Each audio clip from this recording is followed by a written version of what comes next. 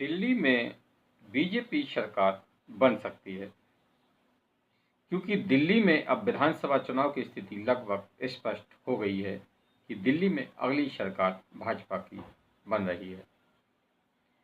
नमस्कार, Sanjay express news में मैं संजय शंकर गुप्ता आपका हार्दिक स्वागत करता हूं। चैनल को सब्सक्राइब कर वीडियो को लाइक करें, शेयर कर बेल आइकन प्रेस अवश्य करें। दिल्ली में अब लगभग चुनाव की स्थिति यानी कि विधानसभा चुनाव की तस्वीर साफ होने लगी है और दिल्ली में अब जो माहौल दिख रहा है उससे दिल्ली की जनता अब बदलाव चाहती है। पिछली 11 साल से केजरीवाल की आम आदमी पार्टी की सरकार थी। केजरीवाल जी स्वयं मुख्यमंत्री थे। जेल जाने के बाद और सुप्रीम कोर्ट के शासक जमानत मिलने के बाद उनको मुख्यमंत्री पद छोड़ना पड़ा और अब आतिशी जी दिल्ली की मुख्यमंत्री हैं। अरविंद केजरीवाल की खींच साफ दिखाई दे रही है। उन्हें भी अब ये समझ में आने लगा है कि दिल्ली में उनकी पार्टी की विदाई होने जा रही है। इसीलिए वे खींच में ऐसे ऐसे बयान दे रहे हैं जिनका कोई औचित्य नहीं है, बल्कि वे अपने लिए समस्या खड़ी कर रहे हैं। जैसा कि उन्होंने एक बयान दिया अभी हाल में ही कि राहुल गांधी सबसे बड़े बेईमान हैं। इस बयान का मतलब ये था कि वे ही सब ईमानदार हैं, इतनी बड़ी दुनिया में बाकी सब चोरी है। इस बयान के बाद में कांग्रेस उन पर हमलावर हो गई और जो राहुल गांधी प्रचार से यू टर्न मारकर घर बैठ गए थे वो अब फिर से मैदान में वापस निकल पड़े हैं। इससे केजरीवाल की मुसीबत बढ़ गई है।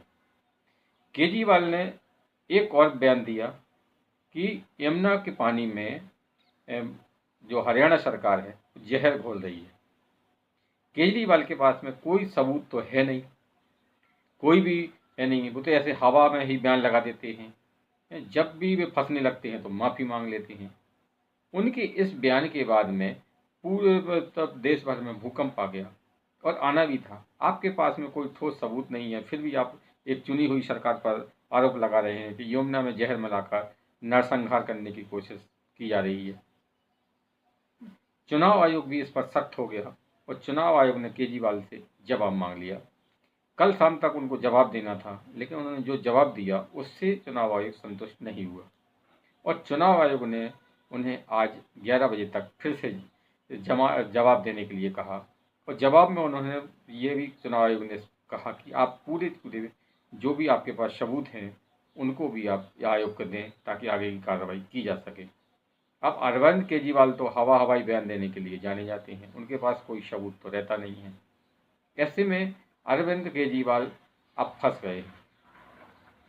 तो ये जो बयान यमुना में जहर वाला बयान है, चाहे वो राहुल को सबसे बड़ा बेईमान बताना हो, है ना, तो ये और कुछ बयान उनके ऐसे हैं कि वे हर तरफ से प्रलोभन दे रहे हैं। कभी वो पुजारियों के लिए वेतन की घोषणा करते हैं, कभी वो जो सिख पंथी हैं उनके लिए वेतन देने की घोषणा करते हैं।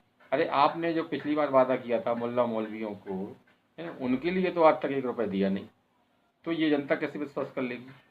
आपने 2100 रुपये महिला सम्मान निधि की घोषणा की, बुजुर्गों के इलाज के लिए भी घोषणा की, और आप ही की सरकार के विभाग हैं वो कह रहे हैं कि ऐसी कोई योजना है नहीं। यानी कि आप जो भी बयान दे रहे हैं, जो भी दिल्ली की जनता से वादे कर रहे हैं, गारंटियां दे रहे हैं, वे सब हवाई हैं। ये बात दिल्ली की जनता की बात में समझ में आने लगी। केजरीवाल का जो इंटरनल सर्वे है, यानी कि जो उनकी पार्टी आम आदमी पार्टी का इंटरनल सर्वे है, उसमें भी वो जो सर्वे आया उससे केजरीवाल की होश गायब हो गए। उनके पैर तले जमीन ही निकल गई, क्योंकि उनकी अपनी खुद की सीट नई दिल्ली सीट भी उससे जीतना भी उनका मुश्किल है, खतरे में है। आतिशी जी भी रिपोर्ट मतलब जो सीट से चुनाव लड़ रही हैं उसके सामने अलका लामा जी चुनाव लड़ रही हैं कांग्रेस से, वो सीट भी खतरे में है। उनके एक और बड़े मनीष सिसोदिया जी जो पड़पड़गंज से चुनाव लड़ते थे वहाँ से भागकर दूसरी सीट पर पहुँच गए और वहाँ भी उनका हाल बुरा है।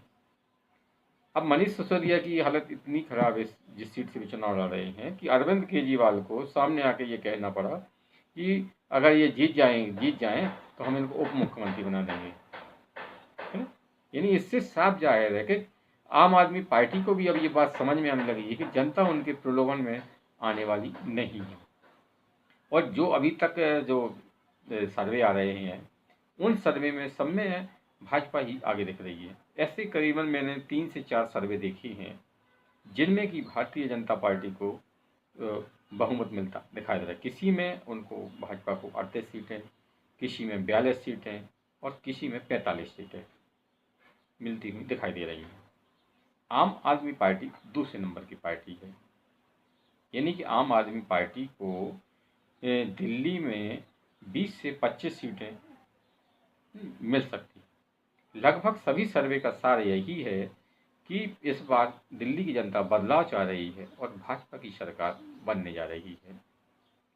खैर, किसकी सरकार बनेगी ये तो 8 फरवरी को ही पता पड़ेगा। लेकिन चुनाव के बाद ठीक पहले मैंने भी बहुत सारे चुनाव कवर किए हैं। बहुत सारे चुनाव के परसेंटेज, वोटिंग परसेंटेज के बाद में परसेंटेज भी निकाला है कि कौन सी पार्टी सरकार बना रही, किसको कितना वोट शेयर मिल रहा है। तो मतलब मान चलें कि चुनाव के 1 हफ्ता पहले या 10 दिन पहले तक चुनाव की स्थिति क्लियर होने लगती है। दिल्ली में अभी तक जो कांटे का चुनाव देखा जा रहा था, राहुल गांधी की यू टर्न के मानने के बाद में ऐसा लग रहा था कि आम आदमी पार्टी की जो सरकार है वो फिर से आ जाएगी। लेकिन राहुल गांधी के फिर से वापसी के बाद और कांग्रेस जो है 20 से 25 सीटें जो मुस्लिम बहुल हैं उन पर खास फोकस करने से अरविंद केजरीवाल की मुश्किलें बढ़ गई हैं, क्योंकि इन सीट पर वोट बंटना तय है। और एक और भाईजान यानी कि ओवैसी जी भी दिल्ली में सक्रिय हैं। अब ओवैसी जी की पार्टी को कितने वोट मिलेंगे, यानी कितना परसेंटेज वोट का मिलेगा, वो तो बाद में पता पड़ेगा। लेकिन ओवैसी जी ने अगर 4 से 5% वोट भी आम आदमी पार्टी का काट लिया और कांग्रेस को 10 से 15% वोट यानी 12% भी वोट कांग्रेस को मिल गया, तो कुल मिलाकर दोनों पार्टी 17%, 18 या 20% के आसपास वोट केजरीवाल का काट देंगी और इसके बाद में केजरीवाल का हारना तय। अगर केजरीवाल की 20 से जो 25 सीटें मुस्लिम बहुल हैं, जिनके दम पर केजरीवाल सरकार बनाते रहे हैं, है ना, वो भी अगर उसमें भी वोट कटने के बाद भाजपा निकल जाती है तो केजरीवाल की सरकार नहीं आएगी। इसी तरह पूर्वांचल वोटर भी नाराज हैं। पूर्वांचल का अधिकतर वोटर झोपड़पट्टी में रहता है। अरविंद केजरीवाल ने कोरोना के समय उनको बसों में भरकर यूपी में के बॉर्डर पर छोड़ दिया था। ये वोटर अभी तक नहीं भूला है और उसके बाद में उन्होंने पूर्वांचलियों को घुसपैठिया बता दिया था। यानी कि एक आदमी जो हार की डर से इतना खींच गया है कि आज क्या कह दे, कल क्या कह दे, परसों क्या बोल दे, उसको खुद को भी पता नहीं है। इसी से साफ हो रहा है कि दिल्ली में बदलाव हो रहा है।